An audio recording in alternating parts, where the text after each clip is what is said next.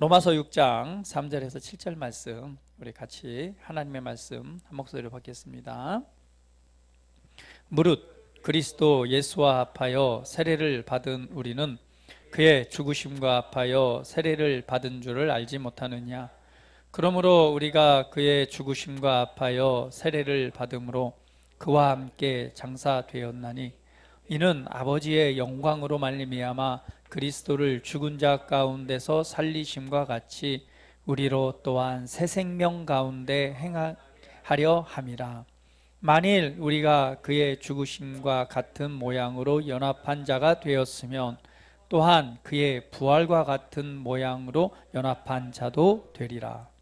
우리가 알거니와 우리의 옛사람이 예수와 함께 십자가에 못 박힌 것은 죄의 몸이 죽어 다시는 우리를 죄에게 종노릇하지 아니하려 함이니, 이는 죽은 자가 죄에서 벗어나 의롭다 하심을 얻었음이니라. 아멘. 할렐루야. 우리가 무슨 말을 하겠습니까? 오늘 하나님의 은혜가 얼마나 크고 또 하나님의 사랑이 얼마나 놀라운 것인지 우리가 그것을 생각하고 알 때마다 우리는 하나님께 주시는 위로와 또 힘과 은혜 안에서 기쁨의 삶을 살아가게 될 것입니다. 오늘은 새 생명 안에 걷는 삶이라는 제목으로 하나님의 말씀 함께 나누기를 원합니다. 오늘 이 본문의 말씀을 보니까요, 굉장히 놀라운 이 말씀이 이렇게 적혀 있습니다. 그냥 말씀 그 자체만 읽어봐도 굉장히 놀랍죠. 3절에 보니까 무릇 그리스도 예수와 합하여 세례를 받은 우리는 그의 죽으심과 합하여 세례를 받은 줄을 알지 못하느냐. 그러므로 우리가 그의 죽으심과 합하여 세례를 받음으로 그와 함께 장사되었나니, 이는 아버지의 영광으로 말미암아 그리스도를 죽은 자 가운데서 살리심과 같이 우리도 또한 새 생명 가운데서 행하게 하려 함이라. 할렐루야. 할렐루야. 그의 죽으심과 합하여 세례를 받은 줄을 알지 못하느냐. 그의 죽으심과 합하여 세례를 받음으로 그와 함께 장사되었나니. 할렐루야. 오늘 우리가 믿는 믿음의 이 놀라운 또 은혜를 다시 한번 기억하고 바라보게 됩니다. 우리가 예수 그리스도를 믿는다는 것, 그리고 믿음으로 말미암아 오늘 세례를 받았다는 것, 침례를 받은 것은 어떤 의미이냐? 오늘 내가 예수님을 믿는다라고 하는 것은 바로 그분과 함께 연합한 자가 됐다는 사실입니다. 연합이라고 하는 것은 하나됨이죠. 그것을 표현할 때 이렇게 말하죠. 예수님께서 십자가에 못 박혀 죽으실 때에 나도 함께 못 박혀 죽고, 그분이 장사될 때에 나도 함께 장사되고. 이건 놀라운 말씀입니다. 예수님이 2000년 전에 우리를 위해서 분명히 십자가에서 죽으셨습니다. 그렇죠? 그런데 그 일에 관해서 성경은 우리에게 말하기를, 내가 예수님을 믿는 순간 오늘 예수님과 우리가 하나가 되어서 예수님이 죽을 때 내가 죽었다는 거예요. 할렐루야. 우리 옆 사람 보세요. 죽었는지 살았는지. 왜 안 보세요, 어머니? 옆에 따님을 좀 봐요. 죽었어요? 살았어요? 살았어요? 할렐루야. 그렇습니다. 그리스도와 함께 죽었고, 더 나아가서는 그분이 살리심을 받을 때 우리도 함께 살리심을 받았대요. 자, 여기에는 중요한 게 있습니다. 죽었다 살아난 은혜가 있는 거예요. 근데 왜 그렇게 했느냐? 성경을 보니까 그를 그리스도의 죽은 자 가운데서 살리심과 같이 우리로 새 생명 가운데 행하게 하려 함이라, 이렇게 말합니다. 그러니까 오늘 예수님께서 죽으실 때 우리가 함께 죽고 죽음 가운데서 우리를 살리신 것은 우리로 하여금 새 생명 안에서 살아가는, 새 생명 가운데 살아가도록 하기 위함이다 라고 말합니다. 할렐루야. 할렐루야. 그러니까 하나님께서 우리에게 새로운 삶을 주신 거죠. 그 삶은 어떤 삶이냐? 새로운 생명 안에서 걷는 삶입니다. 자, 이것은 어떤 의미냐면 여기서 말하고 있는 생명이라고 하는 단어는 바로 헬라어 조에라고 하는 단어입니다. 이 조에는요, 무엇을 의미하느냐? 바로 하나님의 생명을 의미하는 단어입니다. 우리가 성경에는 많은 부분이 생명이라고 하는 단어들이 있습니다. 근데 여러 가지 생명은 뭐냐면 우리가 인생 가운데 살아가는 살아있는 생명을 의미하는 단어도 있고요. 여기서 말하고 있는 단어는 그 단어하고는 의미가 다른 바로 영원한 생명, 바로 하나님의 생명을 의미하는 단어입니다.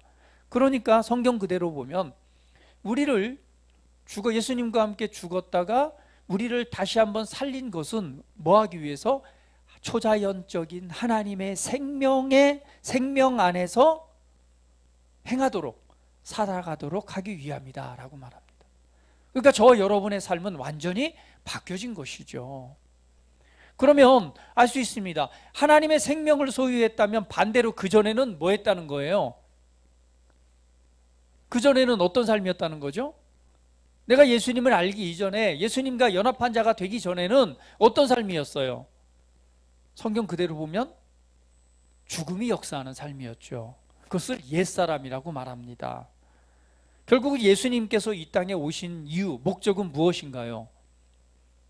예수님이 왜 이 땅에 오셨죠? 하나님의 아들이신 그분이 왜 하늘로부터 이 땅에 보내심을 받아서 이 땅에 오셨을까요?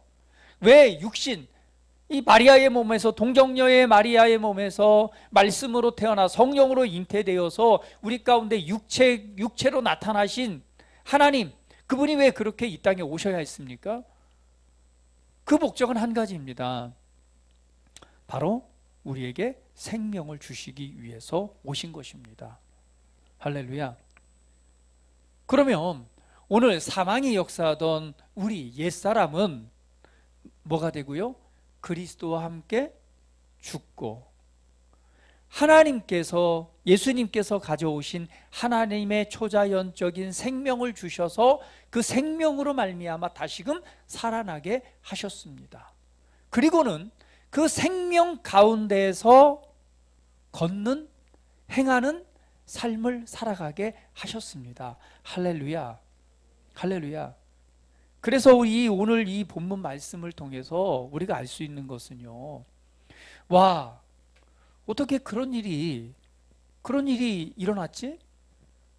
도대체 우리가 믿는 이 믿음이라고 하는 부분, 예수님 믿는다라고 하는 것이 그냥 단순히 예수님이 하나님의 아들이시니까 내가 믿고 믿음의 삶을 살아가는 거야. 뭐 우리가 흔히 얘기하듯이 정말 수많은 종교 중에 예수님을 믿는 그런 믿음의 어떤 종교를 선택하고 살아가는 거야 라고 생각할 수 있겠지만 그것과는 차원이 다른 이야기입니다. 여기에 죽는 것과 다시금 하나님의 생명으로 살아나는 놀라운 비밀이 숨겨져 있는 것이죠. 그래서 우리가 이 복음의 기쁜 소식을 이해하기 위해서는요, 거듭남이라고 하는 것을 조금 이해할 필요가 있습니다. 여러분, 거듭나다라고 하는 말이 무슨 말이죠? 그 말은 처음부터, 그리고 위로부터, 그리고 새롭게, 이런 의미입니다.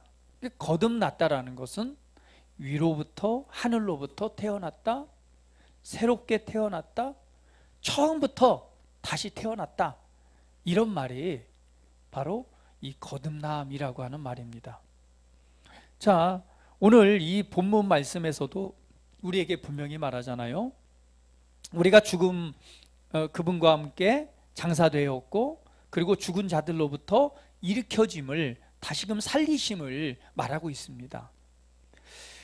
에베소서 2장 4절 5절 말씀도 한번 읽어볼게요. 에베소서 2장 4절 5절 말씀 같이 한번 읽어봅니다. 시작.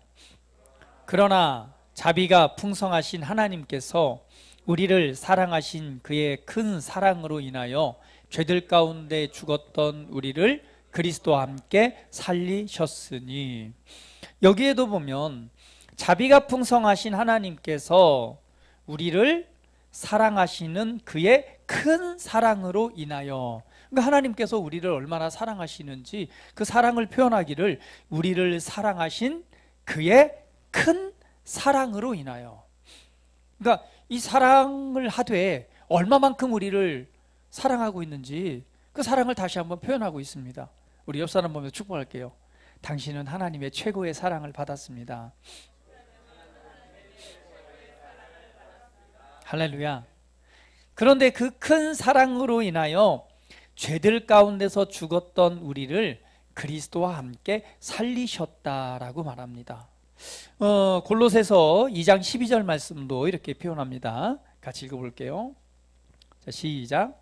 너희가 침례로 그와 함께 장사되었고 또 하나님께서 그를 죽은 자들로부터 살리신 역사를 믿음으로 말미암아 너희도 그와 함께 살아났느니라. 너희도 그와 함께 살아났느니라 라고 말합니다. 그러면 우리가 믿는 이 믿음의 본질을 조금 더 안을 들여다보면요, 결국은 우리의 믿음에는 어떤 것이 있는 거예요? 예수님 믿는다는 것은 죽고 사는 문제가 오늘 그 안에 있는 것입니다. 내가 예수님 믿는다라고 하는 것은 어떤 일이 일어났느냐? 그것은 거듭남, 다시 태어나는 건데요, 다시 태어나기 위해서는 반드시 뭐 해야 돼요? 죽어야 되죠. 죽어야지만이 새롭게 태어날 수 있어요. 그래서 이 복음에는요, 죽고 사는 은혜가 아주 이 바탕 근본을 이루고 있는 것입니다.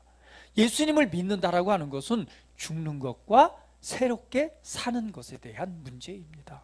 그래서 예수님께서 이 땅에 오셔서 죽으셨습니다. 그리고 살아나셨습니다. 무엇을 위해서요? 무엇을 위해서 예수님이 죽었다가 살아나셨나요? 성경은 말하기를 예수님이 죽었다 살아나셔서 우리의 뭐가 됐다고 그랬어요? 하나님의 첫 열매라고도 말하지만 또 뭐라고 말해요? 성경은요, 예수님에 관해서 맏아들, 장자, 맏아들이 되셨다라고 말합니다. 맏아들이 됐다라고 하는 건 뭐예요? 그 다음에 그 아들들이 있다 없다? 있기 때문에 맏아들이 되는 거예요. 자, 장자 손 들어보세요. 맏아들. 야, 서원이 장자권을 뺏고 싶은 야곱처럼 그냥 손을 들었습니다. 야, 그래요. 그 믿음의 장자, 예, 충분히 가능합니다. 원래 둘째가 첫째 것을 뺏어서 아들이 되죠. 그래서 언약이가 서원이 손을 막 잡아 끌었군요. 예수님께서 맏아들이 되셨다라고 하는 것은 결국은 뭐예요? 그 다음 아들들이 있다는 것입니다. 결국은 예수님께서 오셔서 죽고 실제로 죽으셨고 살아나셨습니다. 그것은 오늘 성경의 본문처럼 누가 죽었다 살아남으로 새로운 아들들이 탄생할 것을 말씀하고 있는 것이죠. 그것이 바로 거듭남입니다. 그래서 우리가 예수님을 믿는다는 것은요, 예수님께서 죽으시고 다시 살아나신 것처럼 내가 진짜로 죽고 진짜로 다시 태어나는 것을 의미하는 거예요. 이것은 그냥 어떤 은유적 표현이 아닙니다. 실제입니다. 실제로 죽고 살아나야지만이 되는 문제예요. 그래서 예수님께서 거듭남을 말씀하실 때 말하잖아요. 너희가 거듭나지 아니하면 하나님의 나라를 볼 수 없느니라. 다시 태어나지 않으면 안 돼. 볼 수 없어. 이 문제는 다른 문제를 해결되는 것이 아니야. 너희가 노력한다고 되는 것도 아니고 선을 행한다고 되는 문제도 아니고 너희가 착한 일과 아니면은 뭐 헌금을 많이 들여서 열심히 노력한다고 해서 되는 문제가 아니야. 영생을 얻기 위한 방법은 한 가지밖에 없어. 그것은 다시 태어나야 돼. 그래야만 하나님의 나라를 볼 수가 있어. 예수님이 설명하는 거예요, 니고데모에게. 니고데모가 말하잖아요. 여러분 아시다시피 뭐라고 말해요? 어떻게 그런 일이 일어납니까? 내가 어떻게 다시 태어날 수 있어요? 그러나 예수님 말합니다. 야, 그건 육신에 관한 문제가 아니야. 너희 속사람, 영에 속한 문제야 라고 말하는 거예요. 결국은 우리의 거듭남은 어디에서 이루어진 겁니까? 우리의 속사람 안에서 이루어진 것이죠. 그래서 우리의 겉사람은 잠시 내가 살고 있는 집인 것입니다. 이 집이 오래 살다 보면 어떻게 돼요? 노후가 되기 때문에 좀 삐걱대기도 하고요. 그리고 이제 그 때가 되면 어때요? 허물어야죠. 그리고 새로 지어야 되겠죠. 그래서 우리가 이 땅에 사는 동안 내가 잠시 머물고 있는 집이 바로 이 육체입니다. 그래서 언젠가 때가 되면 이 육체는 어때요? 재개발하듯이요. 네? 재개발하듯이 무너집니다. 그것을 성경은 표현하기를 흙으로 돌아간다라고 말하는 거예요. 그러고 나서 재건축이 이루어지는데 그걸 뭐라고 말하죠? 부활이라고 말하는 거예요. 재건축. 언제 이루어져요? 예수님이 다시 오실 때. 우리가 부활의 몸을 입잖아요. 잠시 이 장막이 무너지면 우리가 이 몸을 잠시 떠나서 어디 가죠? 주님의 임재 안에 들어가지만 이후에 우리가 어떤 장막을 입어요? 재건축이 일어나면은 부활의 새로운 몸을 입게 됩니다. 그러면 오늘 우리가 다시 태어난다라고 하는 것은 결국은 어떤 문제라는 거예요? 이것은 은유가 아니라 실제입니다. 그 실제라는 것을 이해하기 위해서는 내가 누구인가를 이해해야 되는 거죠. 나는 누구입니까? 나는 이 육체 안에 살고 있는 속사람이 진짜 나라는 거예요. 그것을 성경은 가르쳐서 영이라고 말합니다. 한번 고백해 볼까요? 나는 영입니다. 나는 몸 안에 살고 있습니다. 자, 우리 옆 사람 보세요. 옆 사람이 한번 장막, 집을 한번 보세요. 집이 어떤지. 집도 훌륭하네요. 한번 축복합니다. 집이 약간 좀 큰 집도 있죠. 그리고 집이 약간 이렇게 나온 집도 있고요. 어떤 집은 그냥 굉장히 이렇게 슬림한 집도 있고, 어떤 집은 좀 작은 집도 있고요. 어떤 집은 길쭉한 집도 있고. 그러나 중요한 것은 그 집에 살고 있는 내가 누구인가가 중요한 것이죠. 그 집에 살고 있는 내가 누구인가가 중요한 거예요. 내가 나이를 먹었고 내 집이 낡았고 이건 뭐 중요한 것이 아닙니다. 중요한 건 그 집에 살고 있는 내가 누구인가가 중요한 거예요. 사람들은 우리의 겉모습을 보고 평가를 합니다. 그리고 판단을 합니다. 우리도 마찬가지로 우리의 보여지는 또 육체적인 보여지는 모습을 가지고 스스로 판단하고 또 좌절하고 낙심하기도 합니다. 그렇죠? 내가 키가 조금만 더 컸으면, 때로는 어떻게 하죠? 내 육체가 좀 더 건강했으면, 내가 좀 더 멋졌으면, 뭐 여러 가지 이런 비교 때문에 낙심하고 좌절하고 또 그것 때문에 외모를 비관하고, 그렇기 때문에 나는 아무것도 할 수 없어, 뭐 이렇게 말하기도 하고 이렇게 합니다. 그러나 중요한 것은 내가 나이가 먹었건 몸이 좀 늙었건 이건 중요한 게 아니에요. 가장 중요한 것은 이 집안에 살고 있는 내가 중요한 것입니다. 과거에는 이 집안에 살고 있던 내가 어떤 존재였어요? 어떤 존재였어요? 죄로 말미암아 죽음이 역사하고 심판과 저주가 역사하는 사람이었어요. 할렐루야. 그런 내가 살고 있었는데 오늘 예수님께서 이 땅에 오셔서 우리로 새로운 생명 가운데 살아가기 위해서 그 예수님께서 오셨습니다. 그리고 예수님께서 죽으셨고 부활하셨습니다. 그런데 그때에 어떤 일이 일어나요? 연합, 하나됨이 일어나는데 옛사람인 내가 예수님이 죽을 때 내가 죽었어요. 할렐루야. 우리 옆사람 이거 중요하니까 축복해야 돼요. 당신의 옛사람은 죽었습니다. 다시 한번 이게 너의 옛사람은 죽었어. 당신의 옛사람은 죽었습니다. 그러니까 옛사람이 누구예요? 죄에 사로잡혀 죽음이 역사하는 사람, 하나님의 심판과 진노와 저주가 있는 사람, 영원한 심판에 이를 수밖에 없는 사람, 그 옛사람은 뭐였어요? 죽었습니다. 그리고 오늘 성경의 본문 말씀처럼 예수님이 일으키심을 받을 때 하나님께서 가져오신 또 다른 생명, 바로 하나님 속에 있는 초자연적인 하나님의 생명, 영원할 수 있는 영생하는 영생의 생명을 우리에게 주셔서 그 생명으로 말미암아 우리를 다시 태어나게 하셨습니다. 이것이 복음의 핵심입니다. 그래서 성경은 말하기를 뭐라고 말해요? 여러분 이것을 이해해야 됩니다. 그리스도인은 누구냐? 구원받은 자가 아니에요. 엄밀히 따지면 사단으로부터 해방되고요, 구원받은 자가 아닙니다. 엄밀히 따지면 무엇이냐? 이전에는 존재한 적이 없었던 새로운 창조물입니다. 왜? 성경대로 보자면 옛사람은 뭐 했기 때문에? 그냥 죽어버렸어요. 끝났어요. 끝나고, 그러니까 이 죄와 사망과 어둠에 사로잡혀 있던 사단의 얽매였던 이 사람이 이 굴레가 끊어지고 이렇게 거기서 빠져나온 것이 아니라 사실은 뭐예요? 그 옛사람은 뭐 했어요? 다시 한번 우리 옆사람은 옆사람이 아니라 옛사람은 죽었습니다.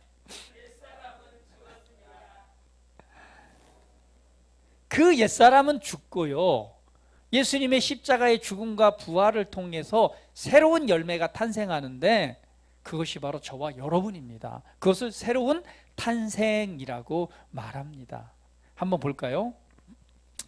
자, 고린도서 5장 17절 말씀, 여러분 잘 아는 말씀인데 한 번 더 읽어봅니다. 시작. 그런즉 누구든지 그리스도 안에 있으면 새로운 피조물이라. 이전 것은 지나갔으니 보라 새 것이 되었도다.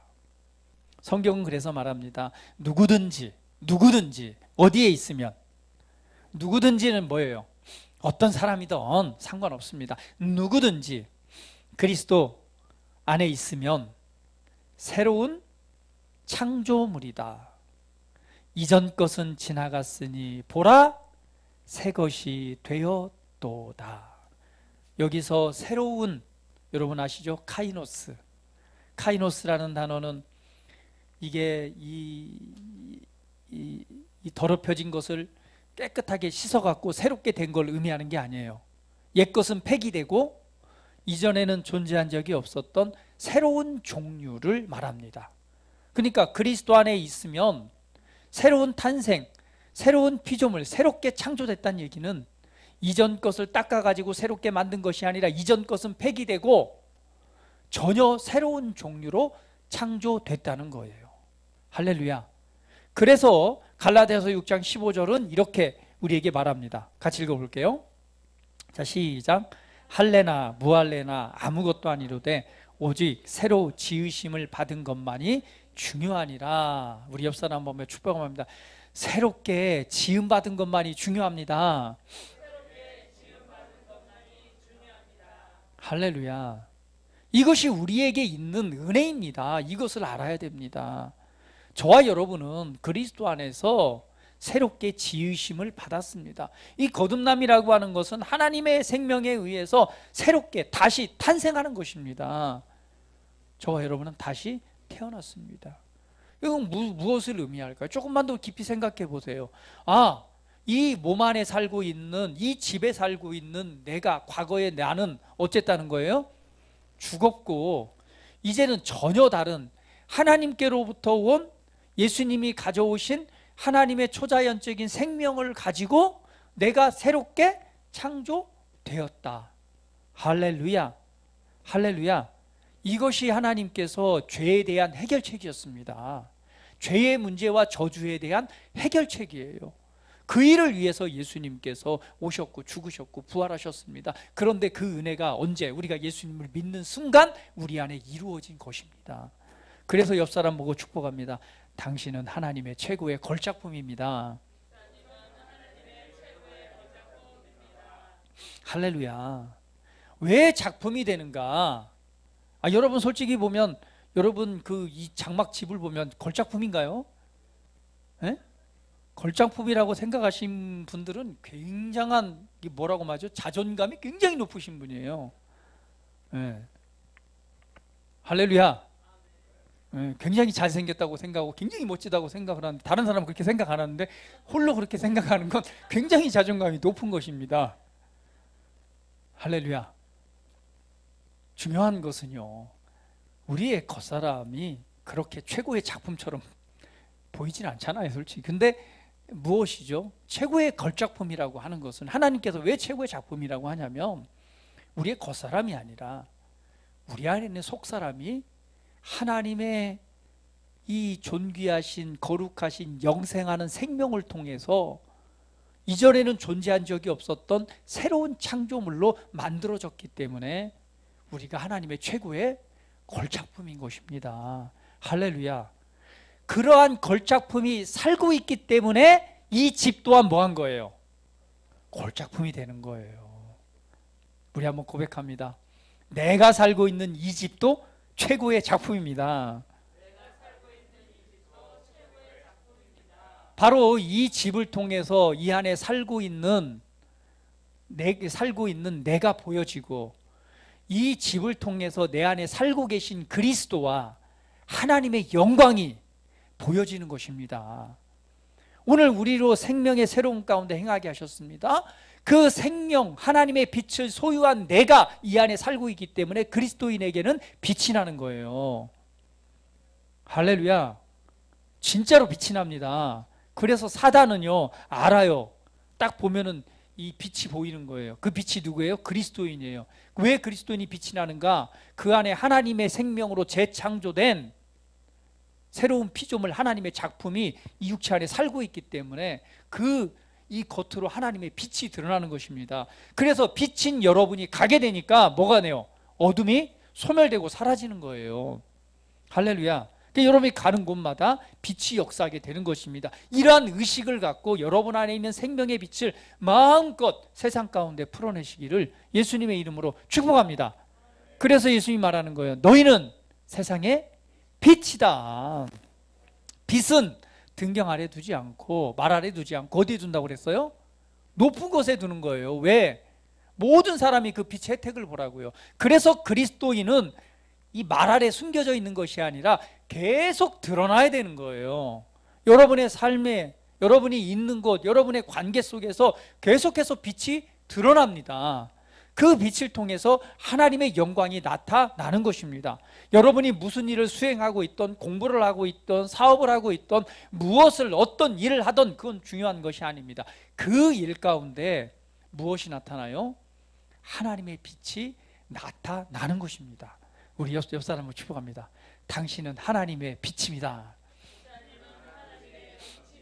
할렐루야. 이러한 의식과 인식과 믿음을 가지고 살아가십시오. 그래서 하나님께서 우리에게 뭐라고 말하느냐 한번 볼까요? 요한일서 3장 2절 말씀 같이 읽어볼게요. 시작. 요한일서 3장 2절 시작. 사랑하는 자들아, 우리가 지금은 하나님의 자녀라. 하나님의 자녀라 라고 말합니다. 여기서 자녀라고 하는 단어가 테크노, 이게 무슨 말이에요? 하나님의, 이 단어는 어떤 단어냐면 이것도 비유적 표현이 아닙니다. 실제적인 아들을 말합니다. 그러니까 피를 물려받은, 그렇죠, 혈육으로 태어난 실제적인 아들을 표현할 때 이 자녀라고 하는 아들을 표현합니다. 생물학적 아들이다. 그러면 너희는 하나님의 자녀라 라고 말하는 거예요. 우리 옆 사람 보면 축복합니다. 당신은 하나님의 자녀입니다. 또 축복합니다. 나도 하나님의 자녀입니다. 이건 뭐냐? 실제적인 아들을 표현하는 거예요. 실제적인 아들은 뭐예요? 내가 여러분에게 말할 수 있습니다. 우리 서원이에게, 언약에게 너희들은 나의 자녀야 라고 말할 수 있습니다. 그때 이 자녀는 뭘 의미해요? 실제적인 건 아니잖아요. 그냥 은혜 안에서, 말씀 안에서 내 자녀라고 말할 수 있는 거예요. 그러나 여기서 사용되어진 단어는 뭐예요? 실제적인 생물학적 자녀예요. 이 생물학적 자녀는 뭐예요? 아버지로부터 씨를 물려받은 자가 생물학적 자녀인 거예요. 할렐루야. 그렇죠. 그럼 하나님께서 우리에게 말하기를 뭐라고 말해요? 너희는 나의 생물학적 자녀다라고 말하는 거예요. 와우. 언제 씨 받았어요? 언제 씨를 받아서 생물학적 자녀가 됐습니까? 성경은 말하잖아요. 베드로전서 1장 23절 같이 읽어볼게요. 자, 시작. 너희가 거듭난 것은 썩어질 씨로 된 것이 아니요 썩지 아니할 씨로 된 것이니 살아있고 항상 있는 하나님의 말씀으로 되었느니라. 너희가 거듭났느냐? 너희가 거듭났잖아. 다시 태어났잖아. 그런데 그것은 무엇을 통해 태어난 것이다?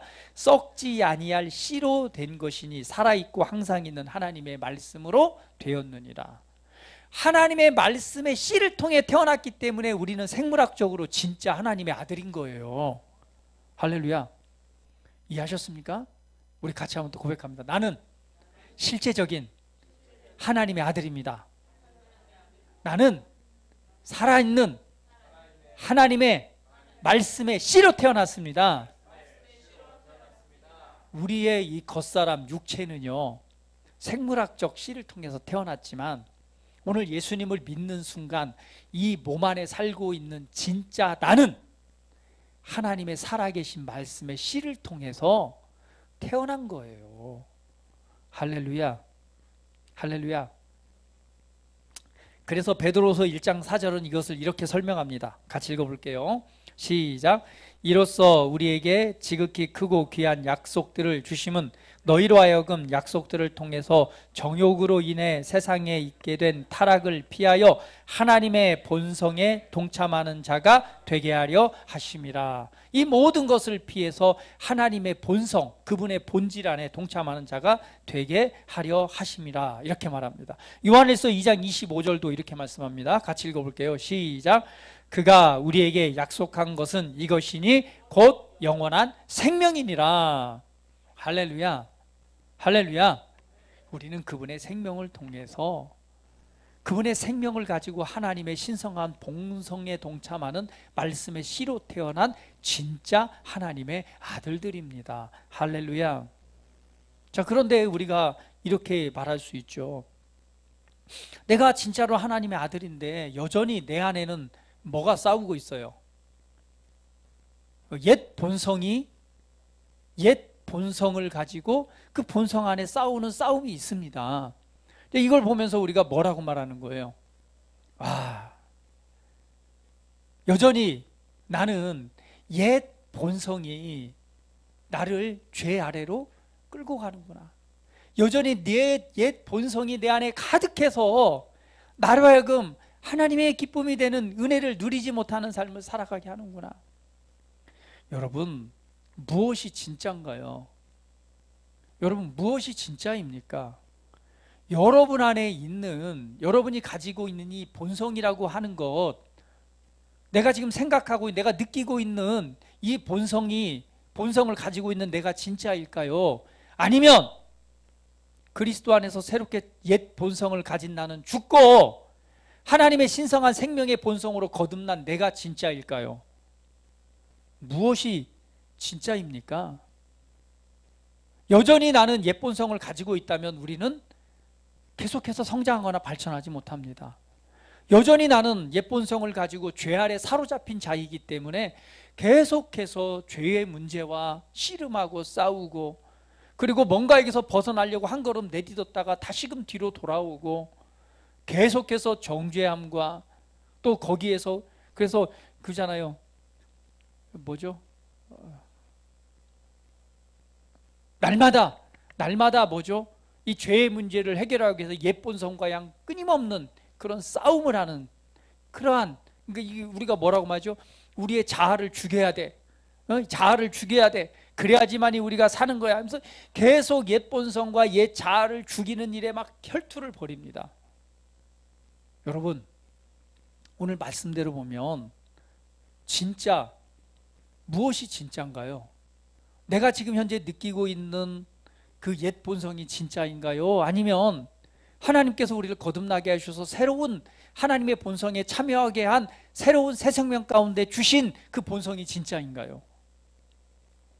여러분, 무엇이 진짜이고 무엇이 거짓인가를 분별하시기를 축복합니다. 우리는 진짜인 내가, 근데 왜 우리가 그런 의식이 계속 우리 안에 있는가? 이것은 컴퓨터 프로그램과 같아요. 사고 체계입니다.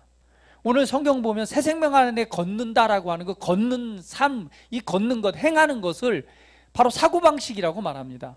우리가 옛사람이 가지고 있던 사고방식이 자연스럽게 우리 안에 뭐가 돼 있어요? 프로그램 돼 있어요. 프로그램 돼 있다는 얘기는 무슨 말일까요? 프로그램은요, 컴퓨터를 여러분 잘 아시잖아요. 프로그램은 뭐예요?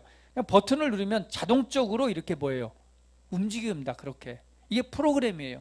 그러니까 옛 본성, 옛 자아를 가지고 그렇게 살아왔던 사고방식, 그렇게 생각하고 그렇게 사고하는 그 프로그램이 그냥 돼 있어요. 그렇다 보니까 어떤 환경이나 어떤 문제를 만나게 되면은요, 그냥 옛사람으로 돌아가는 거예요. 옛사람으로 프로그램 돼서 그렇게 생각하고 그렇게 힘들어하고 그렇게 그냥 자동으로 돌아가는 거예요.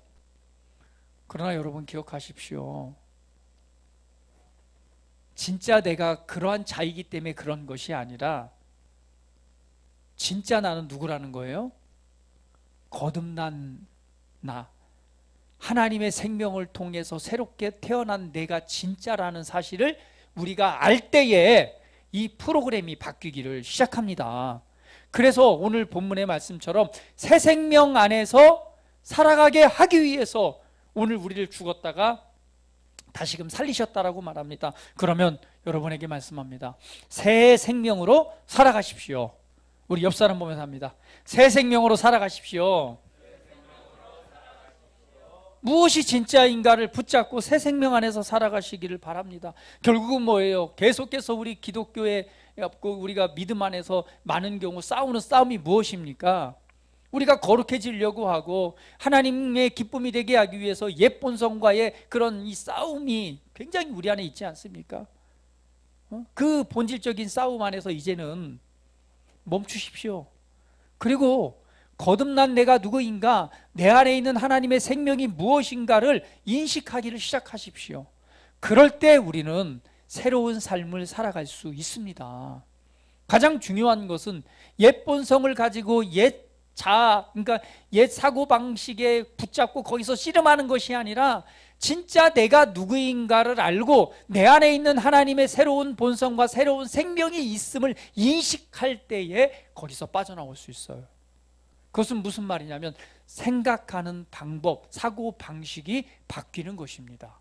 새 생명 안에서 행하게 하려 합니다. 행한다는 것은 사고방식에 대한 변화입니다. 왜 사람들의 삶이 변화되지 않는가? 왜 사람들이 예수님을 믿고 믿음 생활을 하는데도 왜 그 수준에서 머물러 있고 변화되는 삶을 살아가지 않는가? 그 사고방식이 변화되지 않기 때문에 그래요. 여전히 옛사람처럼 생각하고 옛사람처럼 사고하고 그 사고체계에 머물러 있기 때문에 그렇습니다. 그럼 변화는 어디에서 나타나느냐? 새 생명을 소유한 거듭난 내가 누구인가를 인식하기 시작할 때에 새 생명 안에서 걸어가는 삶이 시작되는 것입니다. 할렐루야. 이제 새 생명 안에서 걷는 삶을 살아가십시오. 그것은 뭐냐? 바로 그리스도 안에 있는 내가 누구인가를 아는 것이죠. 그것은 그리스도 안에 있는 나는 새로운 피조물입니다. 할렐루야. 새로운 피조물입니다. 새로운 창조물입니다. 오늘 말씀처럼 새로 지으심을 받은 것만이 중요하다는 것이죠. 새로운 피조물인 나는 누구인가? 오늘 하나님께서 나를 의롭게 하셨기 때문에 나는 의로운 자입니다. 하나님께서 우리를 거룩하고 흠이 없게 하셨기 때문에 흠이 없는 것입니다. 오늘 하나님께서 내 안에 하나님의 생명과 그분의 본성과 그분의 능력을 주셨기 때문에 오늘 그 은혜가 내 안에 있는 것입니다. 하나님께서 우리를 걸작품으로 만드셨기 때문에 걸작품이 되는 것이죠. 오늘 새로운 피조물은요,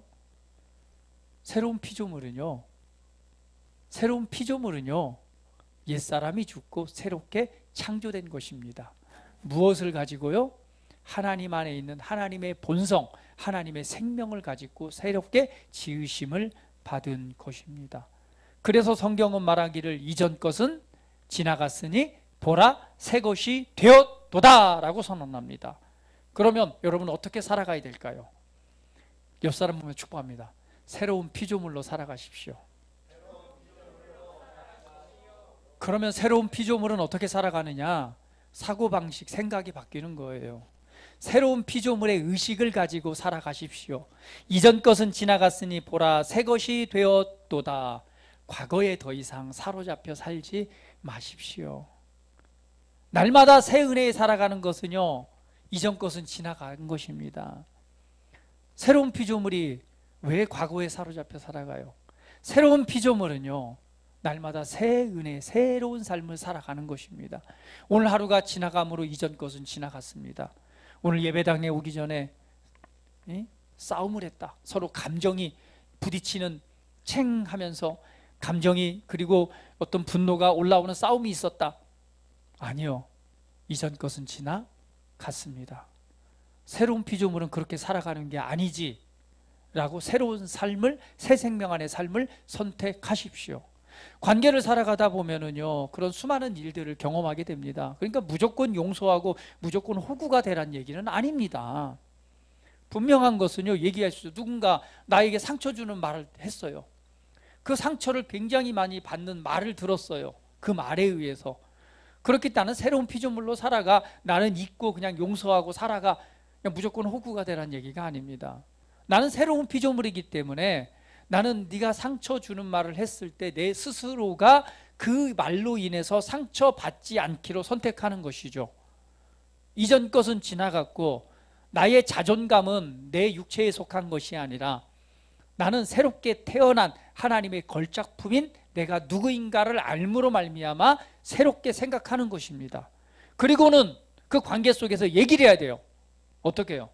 당신이 그 한 말을 통해서 내가 굉장히 아프고 상처를 받았다. 그러나 나는 예수님을 믿는 내가 누구인가를 알기 때문에 나는 그 말에 대해서 상처받지 않기로 선택했고, 나는 내가 누구인가를 알기에 난 믿음 안에서 더 좋은 삶을 선택하고 살아갈 것이다. 이것 때문에 낙심하거나 좌절한 삶을 살아가지 않아. 그러나 다음부터는 나에게 그런 상처되는 말은 하지 말아줘 라고 분명히 얘기를 해야 됩니다. 오늘 새로운 피조물의 삶은 내가 누구인가를 알고 내가 누구인가를 알기 때문에 담대하게 관계 속에서 올바른 것을 말하고 올바른 방향을 선택하고 선한 하나님의 생명의 빛을 나타내는 길로 걸어가는 것입니다.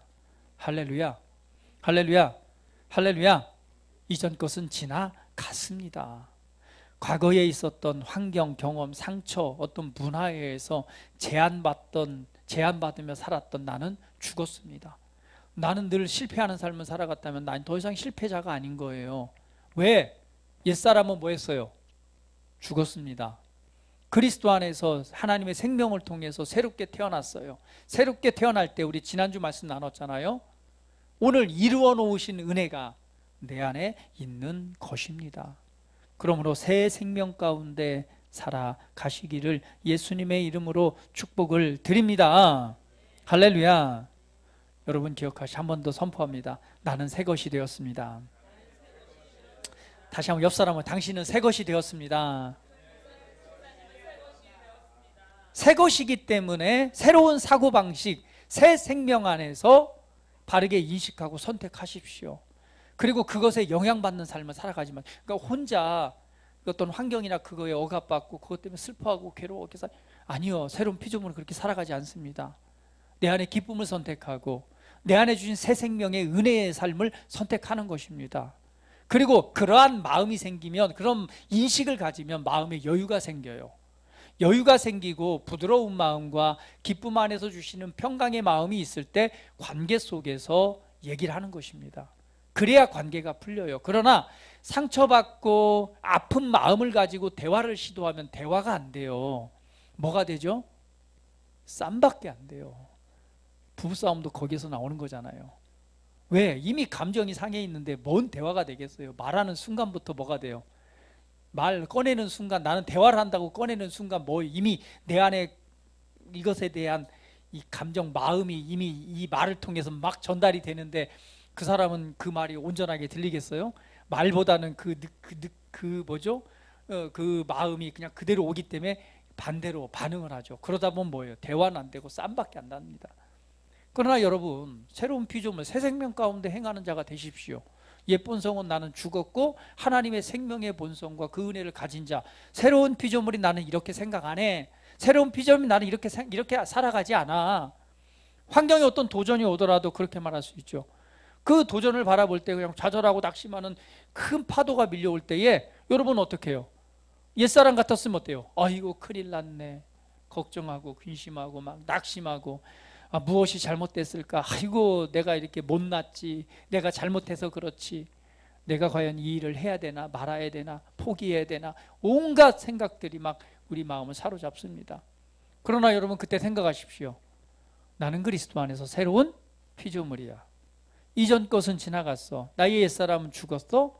나는 하나님의 생명과 본성으로 거듭난 새로운 피조물이야. 새로운 피조물은 하나님의 생명 안에서 새로운 생각과 새로운 사고체계로 살아가는 자야. 그래서 생각을 바꾸는 거예요. 나는 이것에 영향받지 않아. 내 안에는 승리가 있어. 내 안에는 하나님의 형통함이 있어. 내 안에는 하나님의 사랑이 있어. 내 안에는 하나님의 부요함이 있어. 내 안에는 하나님의 지혜가 있어. 오늘 내 안에는 하나님의 존귀한 부르심이 있어. 오늘 내 안에는 신성한 생명과 치유와 건강이 있어. 오늘 그것을 인식하고 거기에서 빠져나오는 거예요. 사고, 생각 바꾸는 것입니다. 그리고 그렇게 말하고 그렇게 행동하기를 시작할 때에 오늘 우리 마음 가운데서 올라오는 이 본성 안에서 올라오는 하나님의 사랑과 평강이 우리 마음을 지배해요. 그때에 비로소 뭐가 돼요? 대화도 할 수 있는 거예요. 그때에 얘기가 되어지는 것입니다. 그때 그 관계를 풀어나갈 수 있는 거예요. 그래서 여러분 모든 상황, 모든 환경이나 모든 걸 바라볼 때 항상 새로운 피조물의 관점, 그리스도 안에서 바라보시기를 축복합니다. 그래서 어떤 사건이건 이것을 어떻게 해석하느냐에 따라서 사람의 이 감정이 나오고 그리고 그것이 표현되어지잖아요. 우리는 수많은 사건들을 접합니다. 관계 속에서, 환경 속에서 이것을 내가 어떻게 해석하느냐에 따라서 우리 감정이 요동하기도 하고요, 평강으로 오기도 합니다. 그런 말이 있잖아요. 뭐 오늘 라디오를 듣다 보니까 그 말이 아침에 나오다가 그러니까 몇 가지 이제 그 삶에 좀 이렇게 도움이 되는 몇 가지 이렇게 단어들을 이렇게 얘기하는데 오늘은 그 말을 하더라고. 오히려 이게 무슨 말이냐면 오히려를 이렇게 생각해 보라는 거예요. 이게 무슨 말이냐면은 이런 거죠. 그 아나운서가 이런 말을 하더라고요. 자기가 수박을 먹으려고 이렇게 두 조각을 쪼갰대요. 쪼개가지고 들고 먹다가 한 조각을 떨어뜨린 거예요. 박살이 났어요. 그 순간 그 생각을 한 거죠. 아, 오히려 잘 됐다. 한 조각을 덜 먹으니까 다이어트가 되네. 이게 뭐라는 얘기죠? 좋게 생각하라는 거죠. 아니면 딱 떨어졌을 때 어떻게 해요? 박살났으니까 아이고 이제 꼭 뭐만 하려고 그러면 안 되고 이 손이 지랄 같아서 잡는 순간 떨어뜨리니까 막 이렇게 하는 것이 아니라 오히려 좋은 결과가 있네. 오히려 잘 됐네. 그러니까 생각을 바뀌는 순간 어떻게 하는 거죠? 그 사건을 어떻게 해석하느냐에 따라서 감정의 변화가 달라지는 것을 자기는 느꼈다라고 하면서 뭐 얘기를 하더라고요. 그렇습니다. 오늘 우리가 어떤 사건을 만날 때 우리가 어떻게 해석하느냐에 따라서 정말 우리의 감정이 요동하기도 하고 슬픔, 분노, 괴로움 이렇게 그걸 표현함으로 말미암아 삶이 구조가 그렇게 되는 거예요. 우리가 그 나눴잖아요. 새로운 피조물은요, 옛 본성으로 프로그램 되어 있던 것이 이젠 새 생명의 프로그램으로 바꾸는 것이다. 그것은 뭐냐? 모든 상황을 해석할 때 어떻게 하라는 얘기예요. 과거의 옛사람처럼 해석하지 말고 그리스도 안에 있는 내가 누구인가, 내가 가지고 있는 것이 무엇인가를 아는 그 안에서 해석하라는 거예요.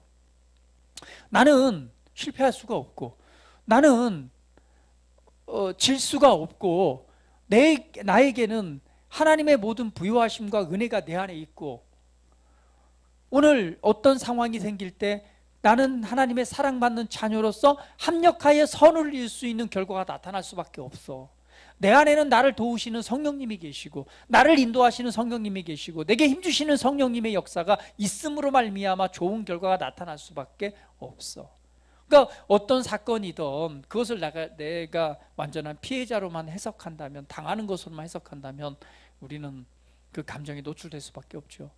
그러나 새로운 관점으로 해석하는 것입니다. 그것은 어떤 관점으로? 새로운 피조물의 관점입니다. 내가 누구인가를 아는 것이죠. 오늘 하나님께서는 우리로 새 생명 가운데 걷게 하기 위해서 우리를 죽었다가 살리셨다라고 말합니다.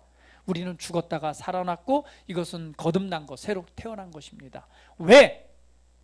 이 하나님께서 주신 새 생명의 삶으로 생각하고 사고하고 살아가라고. 이것이 생명 가운데 행한다는 의미입니다. 행한다는 건 걷는다, 그러한 사고방식을 갖는 것을 의미합니다. 여러분, 새로운 사고방식을 장착하십시오. 새롭게 생각하십시오. 오늘 한 주 동안 살아가시면서 어떤 일을 만나더라도 나는 새로운 피조물이야, 새 생명을 가지고 새 생명의 의식을 가지고 살아가는 삶을 연습해 보십시오. 그러면 여러분 안에 놀라운 일들이 일어날 것입니다. 다 같이 기도드리겠습니다. 우리 함께 기도드릴 때에 아버지 감사합니다. 오늘 이 복음의 능력을 통해서 예수님의 십자가의 죽음과 부활을 통해서 내 안에 놀라운 일들이 일어났네요. 하나님 감사합니다. 이 은혜를 주신 주님을 찬양합니다. 경배합니다. 이제는 내가 옛본성, 옛사람으로 살아가는 것이 아니라 나는 내가 누구인지 압니다. 나는 새 본성 하나님의 생명 안에서 걷는 자가 되겠습니다라고 우리 함께 고백하며 기도드리는 시간 같습니다. 다 같이 기도합니다. 할렐루야. 아버지 감사합니다. 우리가 그리스도와 함께 장사되었습니다. 이것은 아버지의 영광으로 말미암아 그리스도를 죽은 자 가운데서 살리심과 같이 우리로 또한 새 생명 가운데 행하게 하기 위함이라고 말씀하셨습니다. 오늘 예수님을 믿는다는 것, 내가 예수님을 믿고 있는 내가 누구인가를 바르게 인식하고 알 때에 우리는 그 생명 안에서 주신 새로운 은혜의 삶을 살아갈 수 있음을 보게 됩니다. 우리가 거듭났음에도 불구하고 오늘 옛사람에게 속한 생각과 사고방식을 살아간다면 그것은 하나님이 기뻐하시는, 또 내가 살아가야 될 진짜 삶이 아님을 보게 됩니다. 나는 내가 누구인가? 나는 그리스도 안에서 하나님의 최고의 작품으로 탄생한 새로운 피조물입니다. 하나님의 생명으로 거듭난 하나님의 실제적인 아들입니다. 그렇다면 하나님의 아들처럼 생각하고 오늘 하나님의 생명을 가진 자로서 생각하고 오늘 하늘에 속한 신령한 복을 받은 자로서 생각하고 오늘 그러한 삶을 살아갈 때에 오늘 우리 안에 새로운 사고방식, 또 그 믿음 안에 걷는 삶의 결과들이 나타나게 될 것입니다. 이것이 우리 삶을 변화시키고 더 나아가서는 나를 통해 이루시고자 하는 하나님의 놀라운 뜻들이 일어나게 될 것입니다. 내가 어느 곳 어느 자리 형편 어느 직업을 갖고 어느 자리에 있던 이것은 중요한 것이 아닙니다. 중요한 것은 거듭난 내가 누구이고 내가 내 삶을 통해서 어떤 삶을 살아가는 것은 어떤 생각을 가지고 어떤 사고방식을 가지고 살아가는 것인가가 중요한 문제입니다. 오늘 하나님의 말씀을 붙잡고 그 말씀을 인식함으로 내가 누구인지를 알고 새 생명 가운데 걷는 삶이 되기를 원하오니 우리 사랑하는 성도들을 위해 하나님의 성령으로 더 충만하게 기름 부어 주셔서 성령의 이끄심과 도와주시는 은혜를 따라 날마다 이기고 승리하는 기쁨의 삶을 살아가게 하시옵소서. 오늘 그 믿음을 따라 이루시고 성취하는 열매 맺는 삶이 되게 하시고 세상의 빛으로 세우셨사오니 오늘 그 빛을 통해 하나님의 큰 영광 나타나는 삶이 되게 하시옵소서. 인도하시는 주님을 찬양하며 예수님의 이름으로 기도합니다. 아멘.